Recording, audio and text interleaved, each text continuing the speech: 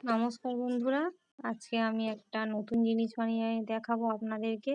তার জন্য আটা নিয়ে নিয়েছি, কিছুটা আটা আর কিছুটা ময়দা নিয়ে নিয়েছি। নিয়ে তার মধ্যে অল্প করে লবণ দিয়ে ওটাকে তেল দিয়ে ভালো করে মেখে নিয়েছি, অল্প অল্প জল দিয়ে। তারপরে নিয়েছি কিছুটা ছাতুটাকে তার মধ্যে জিরের গুঁড়ো, চাট মশলা, তারপরে দিয়েছি লঙ্কা গুঁড়ো, হলুদ, অল্প পরিমাণ চিনি, নুন সব কিছু দিয়ে ভালো করে মেখে নিয়েছি। নিয়ে ওটাকে গোল গোল করে হাত দিয়ে বানিয়ে নিয়েছি। নিয়ে এইভাবে পুরগুলো ময়দাটার মধ্যে যেটা মেখে রেখেছিলাম, আটা ময়দা মেখে রেখেছিলাম, সেটাকে ভালো করে এইভাবে এর মধ্যে দিয়ে এইভাবে আমি সবগুলো বানিয়ে নিয়েছি।